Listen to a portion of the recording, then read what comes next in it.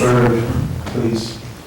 And again, please state your name and address for the record, and please try to not be redundant in your comments from the last public hearing. Thank you, Mr. Berg. And again, before Mr. Berg begins, I'd like to thank all the members of the community and everyone else who's here tonight for their patience. I know this meeting is going on quite long, so thank you for your cooperation and your patience tonight. Mr. Berg? Good evening, Mr. Chairman, members of the Planning Commission. My name is Sam Bird. I live at 23 Faith Lane in Woodland Hills, and I am a member of the Board of Directors.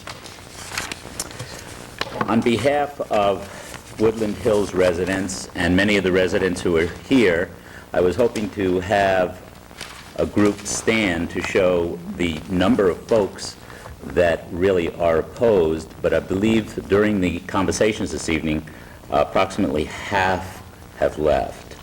So unfortunately, we can't get a full feeling, but I know that you, as the Planning Commission, who have been facing this way, see the number of individuals who do oppose this. So I respectfully request that you deny this petition on behalf of those folks who are opposed. I also would like to make mention of a couple of items. One, I would like to submit, and I don't know what letter we're up to. We're up to P, actually. This is Dr. Uvenko's, the doctor that spoke last time. He was unable to make this meeting tonight. He had some patients he had to deal with. What he gave me to submit to you, this involves mainly transfer stations, and it talks about microorganisms and the particulates that are given off. And we spend a lot of time talking about odor and smell, and it was made very clear by the expert that carbon does not take care of microorganisms. Carbon is a surface adsorption method. We're talking about things that you don't smell that are perhaps more concerning than things you do smell.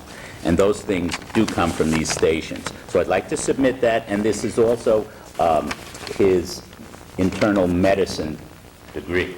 Actually, this is exhibit P, please, for the record. As far as the trucks, I guess I've learned a lot more about waste transfer stations than I ever thought I would be able to learn. But what I've been doing now is, as the trucks that presently come from White Street are in front of me in the road, I've been looking more carefully at them. And I've been looking at the covers that they're talking about, or at least some of the covers. They seem to all be a porous type material. So when something is indicated as being covered, or even a canvas which is covering something, the microorganisms and any of the particulates that are coming forth, those will go right through those covers. So the covers certainly on the road, they're to prevent things from flying out of the trucks, but certainly nothing in terms of maintaining the particulates within the truck. The idling trucks give off carbon monoxide, which I believe most of us understand does affect the oxygen capacity of the red blood cells, and that can lead to some difficulties. It gives off carbon dioxide, these trucks. They also give off hydrocarbon particulates. It's just coincidental that these trucks will be increasing in number and increasing those particulates that are given off, those gases that are given off, and interestingly enough, it'll be in the very vicinity of the emissions facility that used to be in that area that used to govern those. The traffic, of course, we've mentioned before, so I will not harp on that, but the traffic concern is real, especially to those of us who live in that area, and we certainly hope the Commission takes that into consideration, the folks who live in that vicinity. You mentioned last time how we've increased in number, 500 to 700 of us up in that area. We've been welcomed into that community by the Danbury city, and we hope that you consider our safety and the safety of our children, our spouses, and anybody who travels on that road. The character of that area, as we've mentioned before, has changed. It's people-oriented now in a certain sense. We had a landfill there, and that landfill has been closed down, which is certainly a positive aspect in terms of the health issue that we're concerned with. The water treatment plant has increased its operation in terms of monitoring the odors and the particulates that come from that plant. There's still some to be done, but that's being worked on. So there's been some improvements in those areas that we're talking about. And what we're asking you rhetorically to think about is to put a waste treatment area, a waste treatment center in that area seems like a step backward from some of the progress that's been made to eliminate some of the odors, some of the microorganisms that have been around, and to increase the looks of the area in general. So with that, one of my colleagues at Woodland Hills will go a little bit deeper into things that hopefully we haven't said before. We've gone to other areas, so we want to kind of keep it things that are new and different. So thank you for your time. You're very welcome. Does anyone else like to speak in opposition? Is there? Gentleman in the yellow sweatshirt will be next. Thank you. State your name and address for the record, please. Keith Lloyd, 44 Faith Lane, Danbury, Connecticut. I'm a member of the board of Woodland Hills. I'm speaking on behalf of Woodland Hills as well as myself. We'd like to address tonight the health, safety, and quality of life issue. My neighbors and I have done some research, and we'd like to submit to you some of the representative articles that buttress our concerns. We will summarize the key findings of each of 7 articles and then request the original articles be accepted for your consideration as an exhibit. The first article is entitled Solid Waste Transfer Facility Site Selection Advisory Panel. This draft summary report was prepared by the Metropolitan Washington, D.C. Council of Government in 2000, and I quote, on the topic of truck traffic. I won't discuss the question of backing up on the streets, but one of the impacts of truck traffic are heightened in areas near residential areas are tracking. This is trash and liquid leachate escaping from garbage trucks, whether they be moving or parked. This is the liquid ooze that you sometimes see already on our streets. Noise. I think I understood Mr. Brown to indicate 50% of the trucks would be roll-off type containers. And this statement says, and I quote, transfer stations are typically loud operations. Trucks may drop loads onto concrete tipping floors while they're still encased in their steel roll-off dumpsters. The force of these drops can adversely affect vibration in nearby buildings.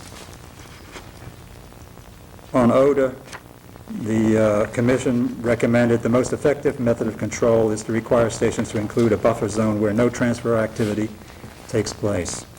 On vectors, rats, roaches, and seagulls may be attracted to the stations. These vectors can spread disease and lower property values of surrounding areas. Health problems. Adverse health effects are not well documented in the scientific literature. However, the cumulative impact on public health and quality of life from noxious odors, increased vector presence, dust, and a truck exhaust may have significant adverse effects on communities near transfer stations. Safety. Any operation involving storage of materials represents a fire hazard, and I'll have more about that later. Another safety hazard, of course, is truck traffic on residential streets. Complaints. Testimony of residents of Washington, D.C. Neighborhoods, nonprofit environmental organizations, and other organizations cited many specific examples of noxious odors, excessive noise, infestation by vermin, and heavy truck traffic in residential areas. Now, while relevant epidemiological studies do not exist, it is apparent that some D.C. residents with existing illnesses now live in environments that compromise their quality of life because of improperly located and operated transfer stations, unquote. The second article is entitled Qualitative Human Health Assessment for Airborne Particulate Matter at the Harrison Street Park, Berkeley, California. This is compiled by a consultant named Charles H. Lambert of McDaniel Lambert, Incorporated, April 2003. This article deals with health concerns at the subject park, which is adjacent to a transfer station. Quoting from the executive summary, based on long-term air monitoring occurring over an 18-month period at the Harrison Street Park, we conclude that particulate matter concentrations of less than 10 microns in size are consistently higher than both state standards and regional background concentrations. The major source of this increased particulate concentration appears to be the City of Berkeley's solid waste transfer station. These elevated concentrations are probably not a significant health risk for healthy individuals who may spend only a few hours in the park. However, a number of epidemiological studies have shown that people, particularly children with pre-existing respiratory illnesses, are more sensitive to increased particulate concentrations as seen at the park, unquote. He went on to recommend that the installation of health warning signs at the entrance to the park. In addition, he recommended against moving children and adults with pre-existing respiratory or cardiac conditions into the proposed transitional housing that was to be located adjacent to the park. Quote, these types of particulate exposures over extended periods of time could exacerbate existing conditions in both children and adults, unquote. Third article is entitled The Mayor's New Garbage Plan. This is published in the Gotham Gazette of October 28, 2004. This article deals with Mayor Bloomberg's plan to reopen 4 marine transfer stations to permit trucks to dump waste into barges. This would reduce the number of trucks and associated adverse environmental and health impacts being experienced in the neighborhoods with existing smaller truck transfer stations. Quote, private companies built these facilities based upon their own business decisions, and the burden fell disproportionately on 4 of the city's 59 neighborhoods, unquote. These stations were located where land values were lower and zoning was permissive. Quote, the hundreds of trucks moving through these neighborhoods every day were not just smelly. Their weight took its toll on the roads and their exhaust polluted the air. Asthma rates skyrocketed in areas where the transfer stations were concentrated, a health effect linked directly to the garbage truck traffic, unquote. The fourth article is entitled Garbage Transfer Stations Face Civil Rights Inquiry. The New York Times, March 7, 1999. The main thrust of this article is that, quote, the federal government will conduct a broad civil rights investigation into a Bronx congressman's allegations that the concentration of dozens of transfer stations in the South Bronx discriminates against minority residents. The crux of the federal investigation will be a search for clues that suggest a causal link between the transfer stations and asthma, respiratory infections, and other illnesses, unquote. We cite this article because of the following statement, which jumps right out at me. Quote, the waste transfer station is a difficult issue because we don't have a full understanding of their impact. Bonnie Bellow, an EPA spokeswoman, said at yesterday's conference, this is a new kind of territory.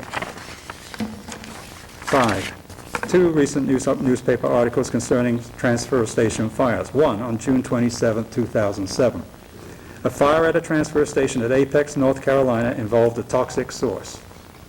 It came in with the garbage and led to the late-night evacuation of thousands of residents from locations as far away as 16 miles. 13 policemen and 1 firefighter was injured due to toxic smoke inhalation. The second, a little over a month and a half later, was August 14, 2007, a fire in the pits of a Newburgh, New York, transfer station resulting in a several-day shutdown. 6. We are submitting a paper by one of our residents, Charles Collins, entitled Waste Hauling and Environmental Impacts, in which he summarized an article of the same title. Briefly stated, the main points are these. 1. Garbage trucks are the least efficient fleet in the country. Their average mileage is 2.8 miles per gallon. The average garbage truck generates 31.3 grams of nitrogen oxide, 0.4 grams of particulate matter, and 4.8 grams of carbon monoxide per mile driven. We don't have data on idling trucks, by the way. Industrial-sized trucks increase these levels by 150%. 7. We have obtained a copy of the 66-page Environmental Protection Agency document entitled Waste Transfer Stations, a Manual for Decision Making. This document recommends that a city contemplating a transfer station should first form a committee of residents from all income groups and all neighborhoods to participate in the siting decision. It states that the siting criteria should first be determined and agreed before the search for a site begins. It urges the city to be aware of environmental justice issues with respect to siting near lower income neighborhoods, as well as avoiding the so-called cluster zoning effect, wherein zoning rules tend to concentrate facilities like these in neighborhoods within or adjacent to the industrial zone, thereby imposing an unfair burden on those residents. Interestingly enough, the EPA cites an example of a 500-ton per day facility requiring 25 acres to ensure suitable queuing and queuing capacity and buffering space, excuse me.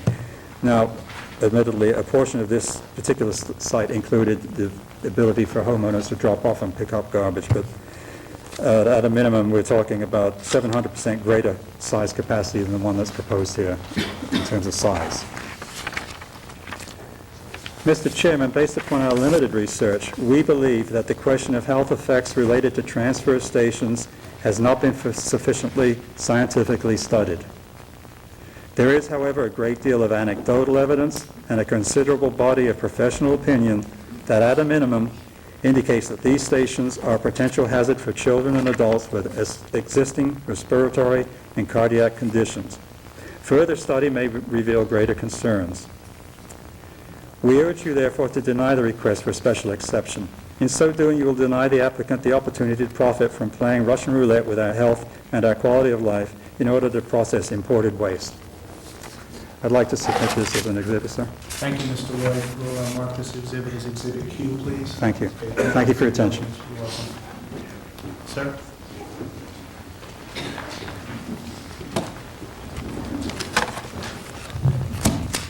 You can erase that if you'd like. Hi, Mike Marchner, Arlington Woods, Unit 707.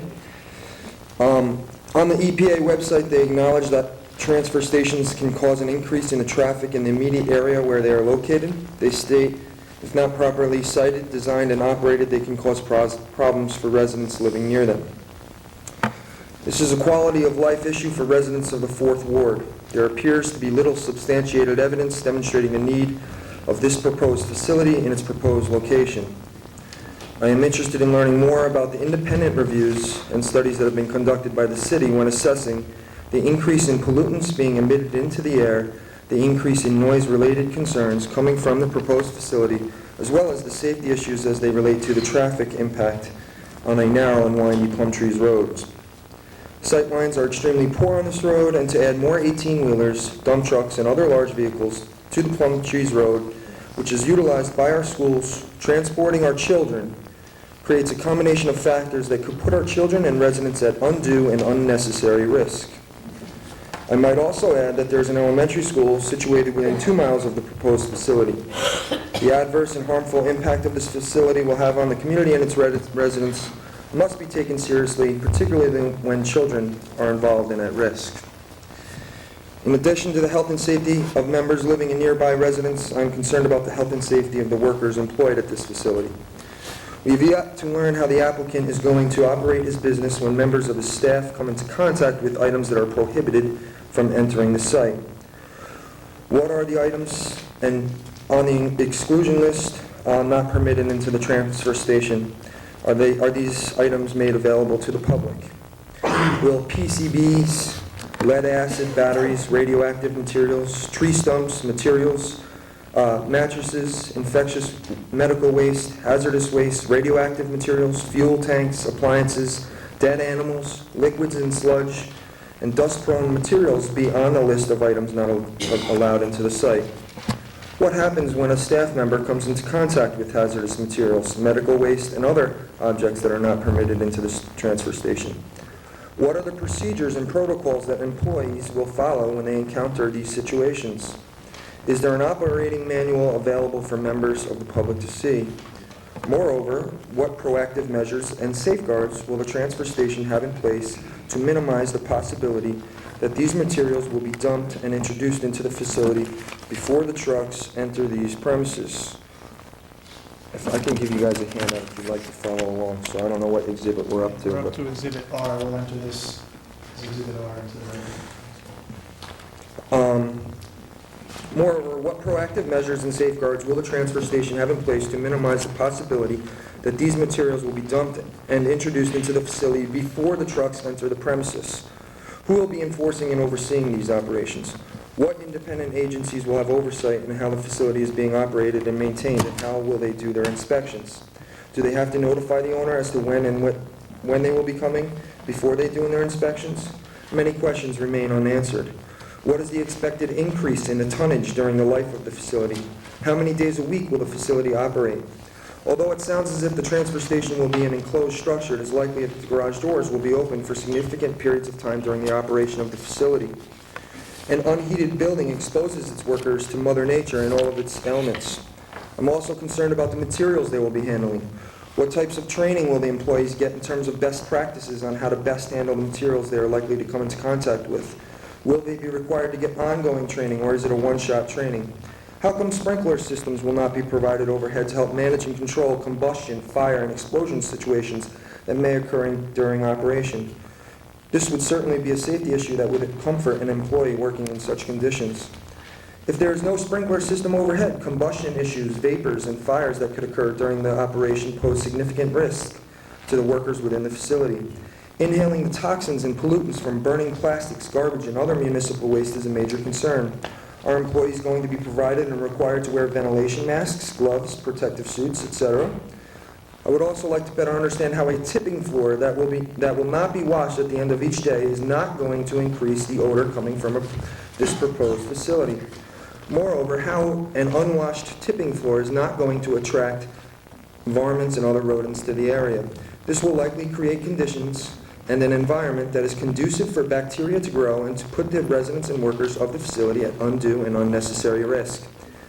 I'm interested in learning more about how the facility is adequately addressing these concerns. If my understanding is correct, it is not clear to me why the proposed transfer station will not be utilizing powerful exhaust fans with filters and rooftop exhaust vents to minimize the vapor and combustion issues, in addition to reducing the off-site odor impacts. I'm also troubled, if my understanding is correct, by the fact that the tipping floor will not be cleaned, disinfected, and washed at the end of each day. This is a good housekeeping practice, which seems logical and inexpensive, so I cannot understand or see any reason why this would not be incorporated into the daily operation of this facility. What dust suppression systems, water misting, and deodorizing systems will the facility be using? What green technologies will the applicant be installing on the vehicles or requiring of the vehicles that will use the facility to help with emissions control? What provisions are being made so the public can review the facility's operating history and permit compliance after regular operations begin? Can the community be involved in site inspections and reviews? We have not heard much about the composition of the building materials used to construct the proposed facility. Will the building be made out of sheetrock metal or concrete, which is a better soundproofing agent? What soundproofing materials will be used and what specific technologies will be utilized on the site within the building to absorb noise generated from the facility? It remains unclear what materials will be used within the building to absorb the sounds from large dump trucks dumping their loads onto a concrete tipping floor. The sound of wood and construction and demolition debris slamming into the floor has to create enough noise to impact the nearby and surrounding residents in the community. Will there be double glazed windows installed in the facility? I understand there will be a retaining wall and some trees that will be planted. But will the retaining wall be fragmented, or will there be breaks in the trees planted? In other words, will it be a continuous buffer, or will there be gaps in the proposed buffer, because this will have implications on the effectiveness in its ability to manage and minimize noise-related concerns? Answer to these questions that adequately and appropriately address these concerns raised by the public would go a long way in gaining public support for this proposed operation. I am concerned about the queuing of vehicles utilizing this facility. Who is to say they will not use Mr. Putnam's automotive property to line up and spew their pollutants into the air while waiting to get into and out of the transfer station? Who's to say they will not go on the access road to the dog pound or in the parking lot by McDonald's and Town Fair Tire and queue up while waiting there to utilize the facility? My point is, it's too easy for these vehicles to find alternative places while queuing up to use the facility. In the process of doing so, the results of air quality tests and studies may be misleading or skewed because the queued trucks are just far enough away so their pollutants would be omitted from the testing, or the levels of pollutants would just fall below the threshold of an unacceptable level of air quality. Therefore, one must use a great deal of scrutiny and question the projected numbers of machinery that will be used by the facility when they conduct noise and air quality studies, because it would be quite easy to underestimate the numbers of machines on site at any given point in time. Therefore, we must have the foresight to see through the smoke, no pun intended, and silver lining when trying to accurately evaluate the levels of concentrated pollutants that are being emitted into the the air and around the proposed facility by the machinery that will be utilizing the facility. We ought to consider how this operation is likely going to run when we plan and conduct the testing, as well as how we evaluate the findings and their adverse impacts on the community. Residents of the Fourth Ward already have to contend with concentrated nuisances in the area with respect to noise and odor coming from the industrial operations that already exist on the road. This operation would be incompatible with the character of the surrounding area and the community, and the risks of allowing this transfer station in the proposed location certainly outweigh the benefits. The quality of life for those living in close proximity to the proposed transfer station should seriously be considered and ought not to be compromised at the expense of benefiting few individuals. Members of the applicant's team spoke about the number of transfer locations situated in other cities throughout the state of Connecticut.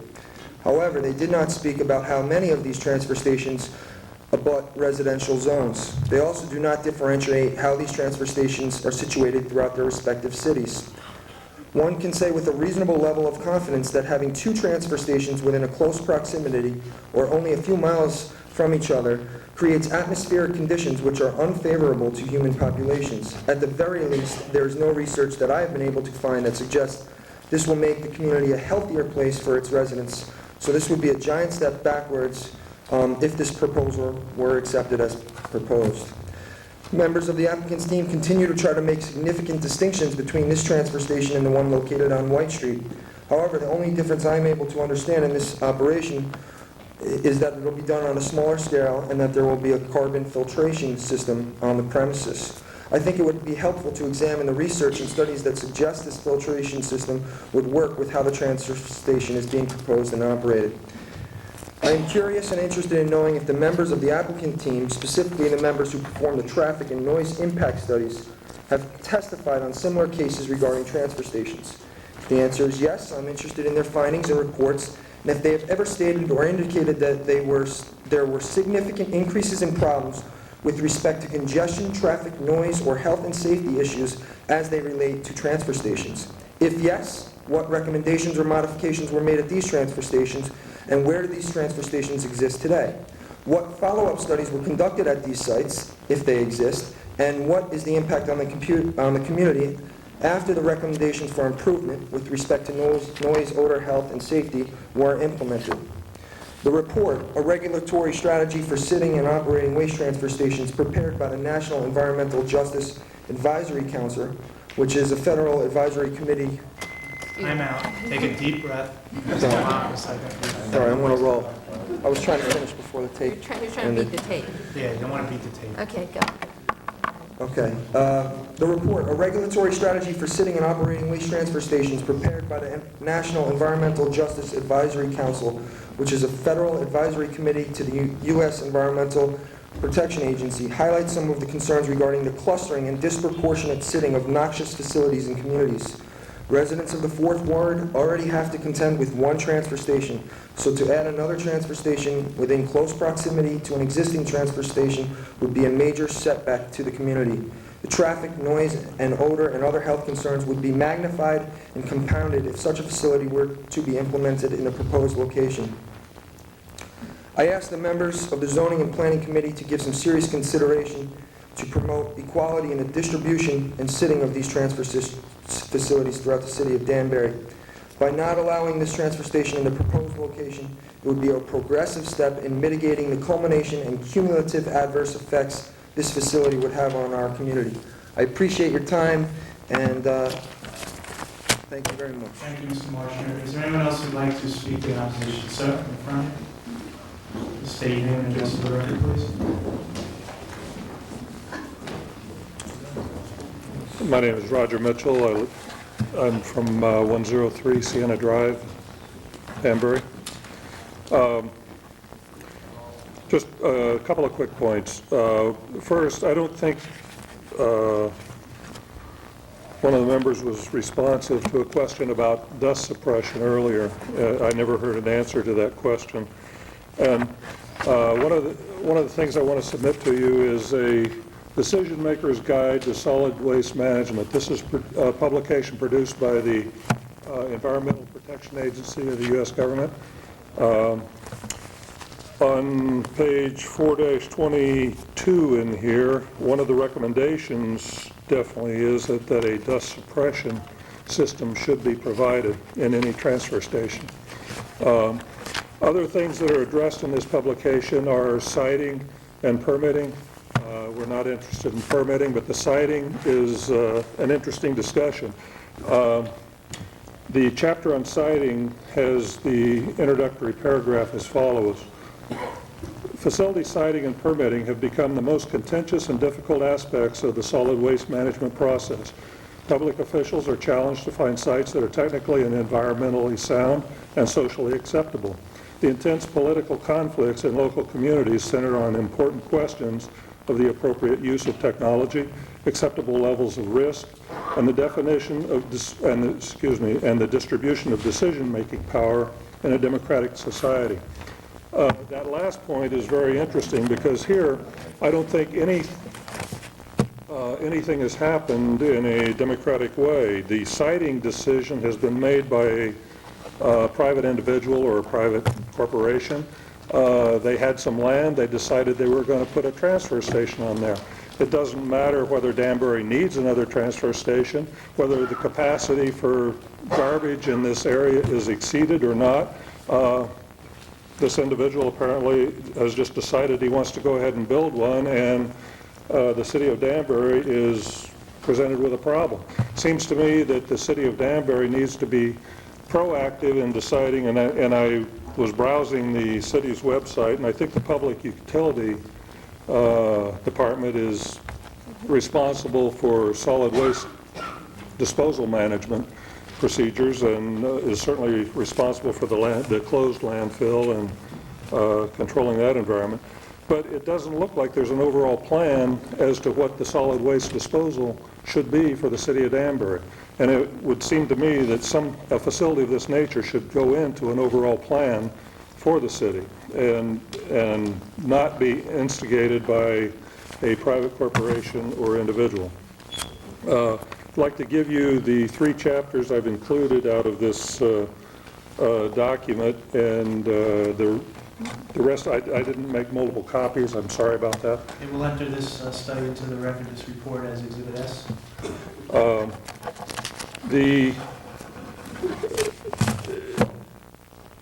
I would urge the commission that this really is not needed by the city. It's not required by the city. It doesn't fit into any overall plan by the city, and it's unnecessary. I don't know. I understand the scope of your decision-making is perhaps not looking that broadly, but somehow this doesn't fit. And I would ask you to deny the application. Thank you. Thank you, sir. I'd like to just let the record show that Mr. Manuel had to leave the meeting at 11:40 p.m. Is there anyone else who'd like to speak in opposition to sir in front?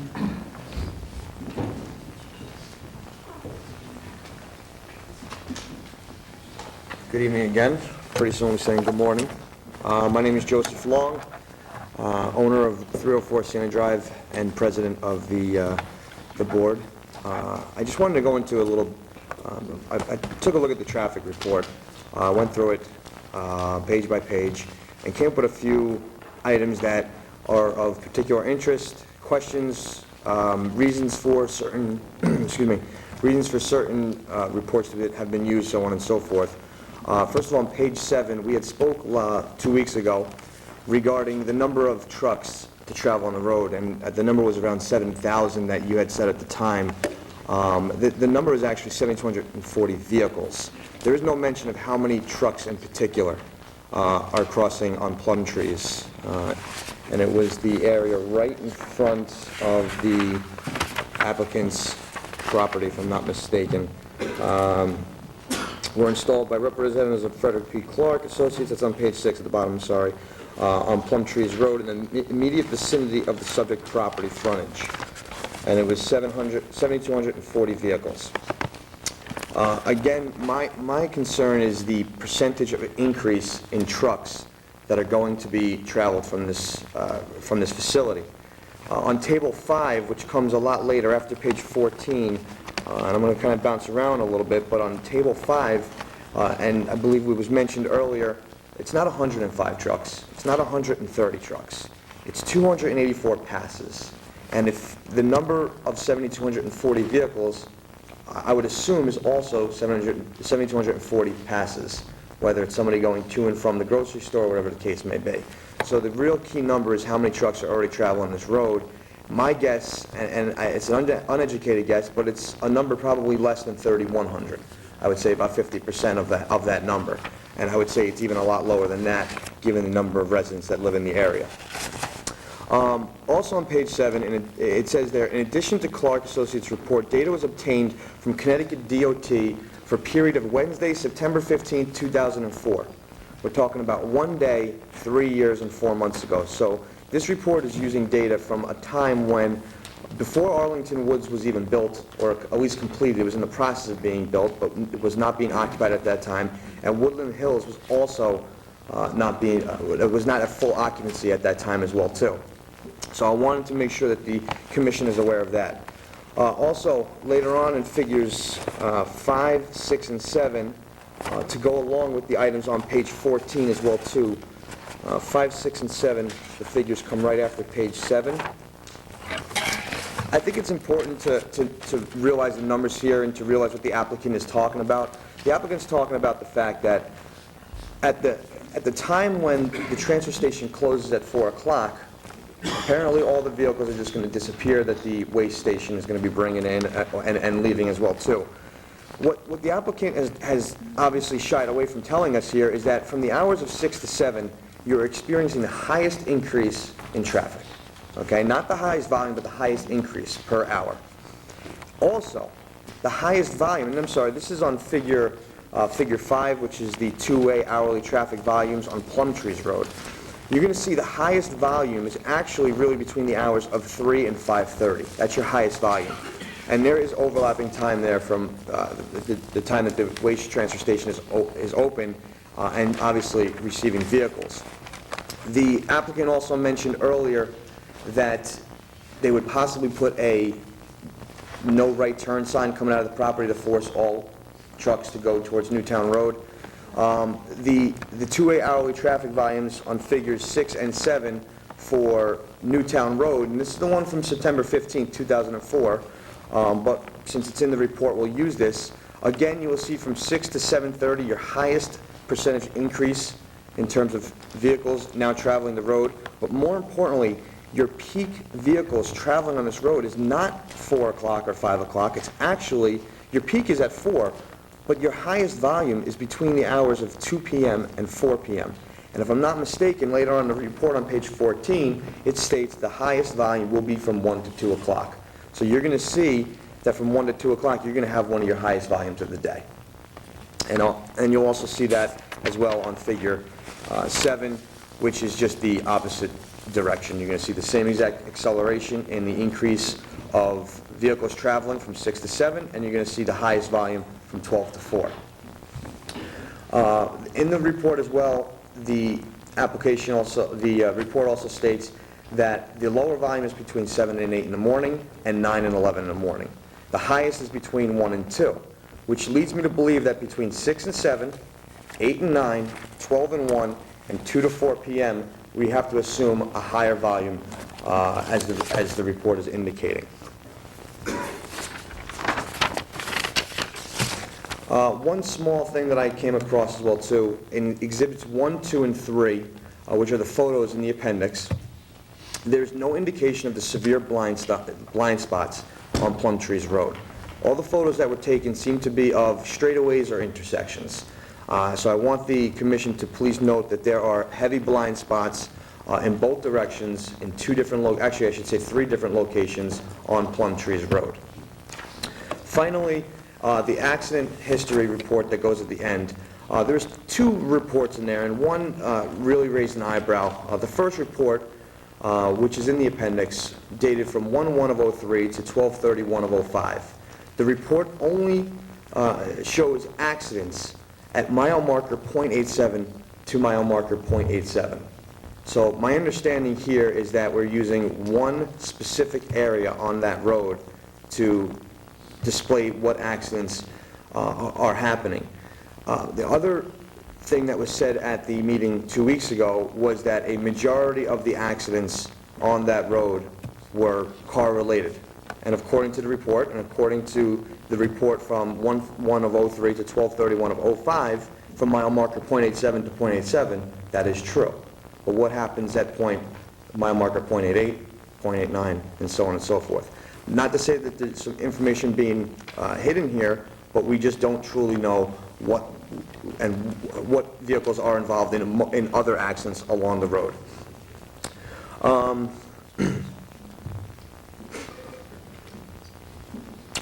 There was one more accident report on there from 1/4 of '04 through 12/31 of '06. From just looking at the numbers, we're talking about 55 accident reports that were shown. I believe 4 of them were in a parking lot. Okay?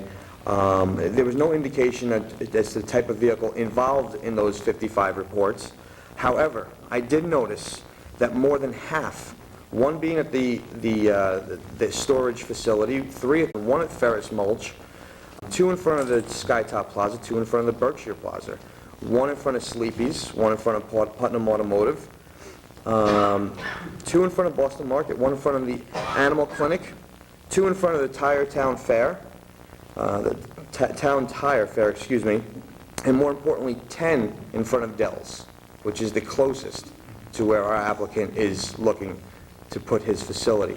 One of which was actually a forklift collision. So it is my understanding that most of these accidents that happen on Plumtrees Road happen in front of these industrial sites. Whether it was the fault of the driver or the fault of the person running the facility, we don't know because it's not listed in this report. So with that being said,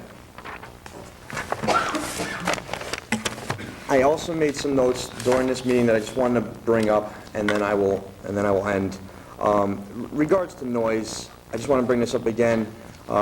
We talked earlier, the trucks that are moving cannot be regulated. It does not mean that they cannot be considered by the commission. Same thing with odor. It was stated earlier that it cannot be estimated, that odor cannot be evaluated because everybody's level of smell is different. But again, it needs to be considered. We also talked about earlier the concern, apparently there was concerns while the people were sleeping, and that was the reason why we've now extended the distance from the transfer station to the properties, or I should say the buildings and not the property lines. Last time I checked, kids play on the property lines. If it was a house and not a condo complex, or if it was a house and not a housing authority complex, apparently, I think the distances at that point would be to the property line. So let's call apples to apples here and say that we should be looking at the property line, which if I'm not mistaken, would be 80 feet from the closest point at which the waste can be possibly stored outside next to the retaining wall. So 80 feet, and as you mentioned earlier, this room is about 50 feet wide. You're talking a little more than 30 feet wider than this room. It's the distance from where the waste can be possibly stored to the edges of our property, and even closer than that, I'm assuming probably more like 20 feet to 25 feet from the place where the waste can be stored to the wetlands. Mr. Brown also mentioned earlier that 4 trucks, roughly per bay per hour, I believe you mentioned that as well too, possibly. On the scale for 2 minutes, 5 to 6 minutes overall, worst case scenario, 15 minutes in total. Average 13 trucks. At worst, just hypothetically saying, you have 3 trucks during that one period, or that 1 hour, that takes 15 minutes. That means you have left over 10 more trucks for 45 minutes, which is now 4.5 minutes per truck to get in and out. Right there, you're now backed up if we're going off 5 to 6 minutes. If for some reason we increase from 13 to 18 trucks per hour, but I'll give them the benefit of the doubt, I'll say still 3 trucks, worst case scenario, is at 15 minutes. We are now looking at 15 trucks left over from the 18 at 45 minutes to get in and out. That leaves us at 3 minutes per truck. Numbers seem to not be in favor of the traffic report. So with that being said, I think that the traffic report needs to get a little closer look, and hopefully you will see some of the holes that are in this report. Thank you.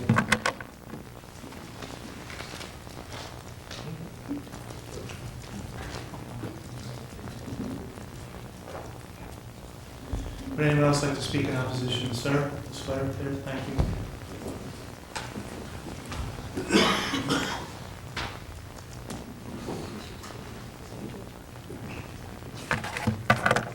Hello, I'm Carlos Zamudio, member of the Board of Directors for Arlington Woods. I'm at 507 Sienna Drive. Wanted to just comment on a couple of things. The first is around the air pollutants, and it's similar but not exact to some of the comments you've heard earlier today. Doing some independent research, I came across an executive summary prepared by Environmental Defense. The Environmental Defense is a group dedicated to protecting the environmental rights of all people, including the right to clean air, clean water, healthy food, and flourishing ecosystems. They're guided by science, and they work to create practical solutions that win lasting political, economic, and social support because they are nonpartisan, cost-effective, and fair. And there's just one section of this report that I feel is relevant to the discussion we're having here tonight, and it deals with air pollution. This gets into diesel trucks, and this is evidence and provided by Columbia University and the EPA, that diesel trucks, including waste trucks, are a major source of air pollution. Diesel pollution contains a toxic cocktail of more than 40 carcinogens, and according to the EPA, over 85% of a city's air cancer risk comes from the transportation sector, and diesel emissions are responsible for a large part of that impact. Diesel exhaust releases fine, sooty particles that lodge deep in the lungs. Long-term exposure to this pollution results in increased hospital admissions for pulmonary and cardiovascular disease. The health effects are often worse for asthmatics, particularly children and diabetics. In reading through this article, they also made a reference to another EPA website, www.scorecard.org, which is the pollution information website, and it allows you to put in your zip code. So I put in the zip code 06810, and it produced a report for Fairfield County. And when it came to ranking the areas by health risk, it calls Fairfield County as one of the dirtiest and worst counties in the United States. It ranks in the bottom 10% for added cancer risk from hazardous air pollutants. And I think this is relevant because due to the increased truck traffic that we're talking about, what this website indicates is that the hazardous air pollutants with the highest contribution to cancer risk is a direct result of diesel emissions. And with that, I'll move on to another section on the noise. Went through the noise report submitted by Mr. Smartin, and in his cover letter to Kevin Grindle of Anchor Engineering Services, he indicates that he's concluded that the noise levels associated with the proposed facility will not exceed existing background noise levels. And I found that comment to be a little bit odd, because he's not saying that he finds that the noise levels will be in compliance with the industrial zone emitter and residential zone receptor, which is 55 decibel levels. He's saying that it's in compliance with exceeding background noise. And in his own report, he finds that by taking measurements from the surrounding areas, that to the north, to the west, to the east, and to the south, each of the areas were in excess of the 55 decibel levels allowed. So this noise study is not saying that he's going to indicate he's going to remain in compliance with the ordinance, simply that he's going to be just as guilty as every other facility in the surrounding area. I thought it should also be noted that the applicant stated the hours of operation are 6 a.m. to 4 p.m. Well, the 55 decibel levels is the appropriate ordinance between the hours of 8 a.m. and 8 p.m. However, outside of those hours, which are considered nighttime hours, the appropriate decibel actually drops down to 45. So during the hours of 6 a.m. to 8 a.m., it's going to be even more important for this report to show that they can maintain or adhere to a 45 decibel level amount.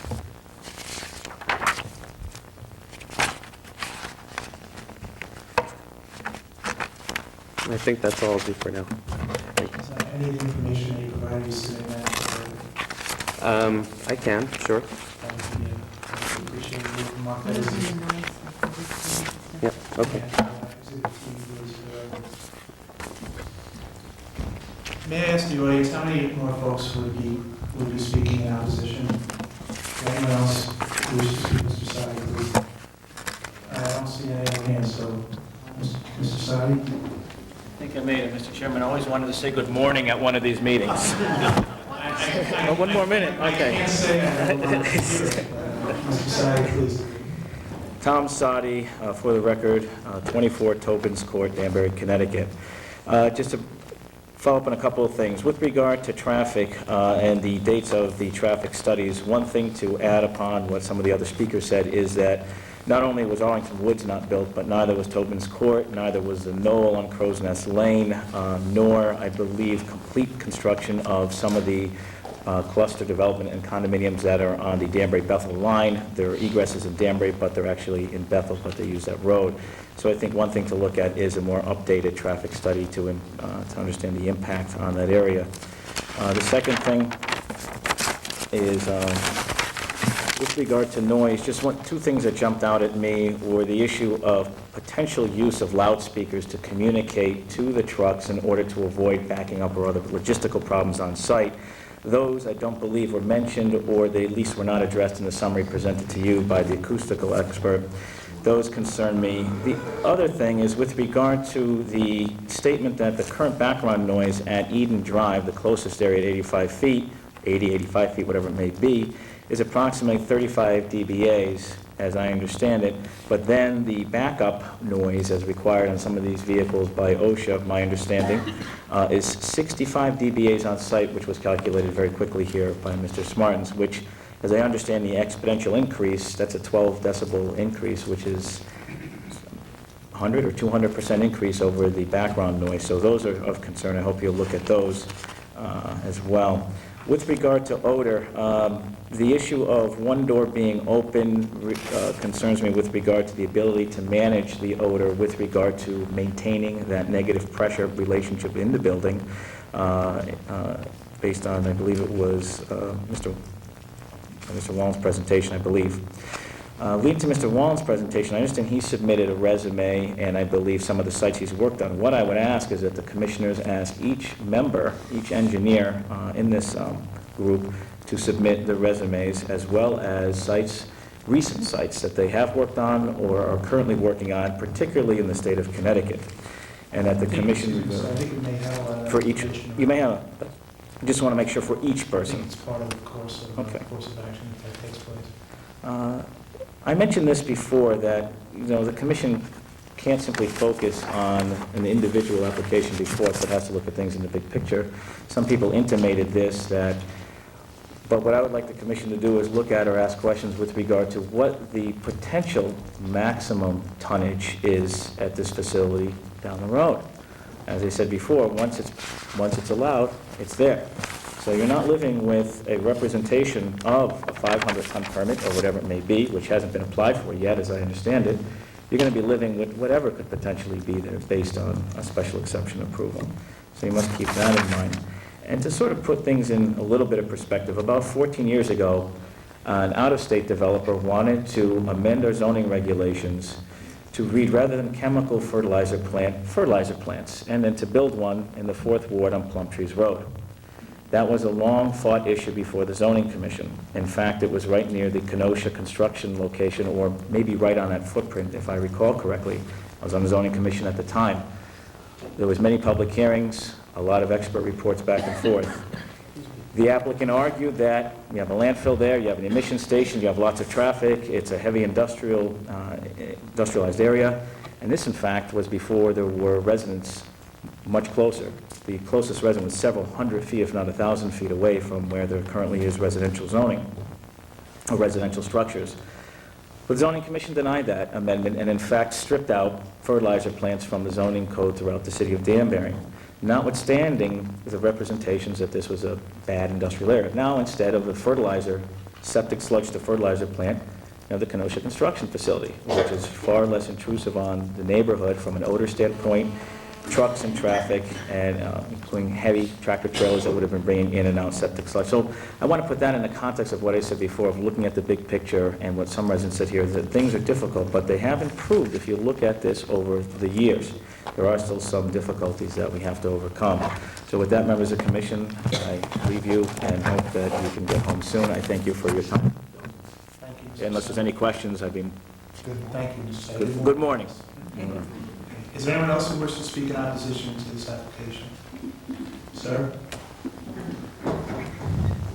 We appreciate you being as brief as possible at this point in time. Thank you. State your name and address for the record. Good morning, Council. My name is Robert Budnick Jr., 32, Crestview Lane, Woodland Hills. I just want to share a story, be brief. Before I was leaving tonight for this council meeting, my 5-year-old son, who also had gone to preschool with the applicant's son, shared with me a piece of information. Now, this isn't anything that I'm trying to do, based on lawyers and documents and references and all that. It's more about a 5-year-old's point of view. I explained to him I was going to go and try to fight a transfer facility being placed into our neighborhood. Talk to us, okay? Thank you. Into our neighborhood. I'm sorry, I'm just used to talking to everybody. Okay, thank you. And he said to me, why would somebody want to do that to hurt us?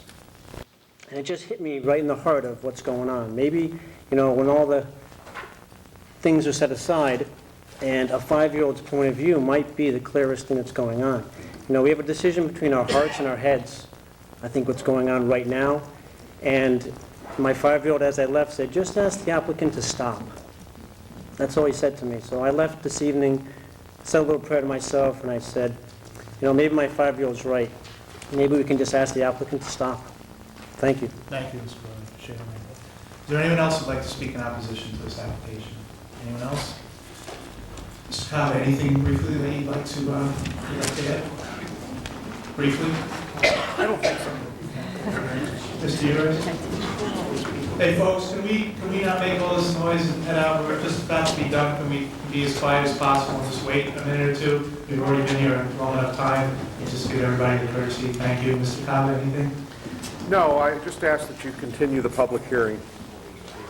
Okay, Mr. Urias? I just would be curious to how many of them are in opposition. Okay, Mr. Urias asked if those people who are in opposition could stand, please. Thank you. Thank you. Mr. Cobb?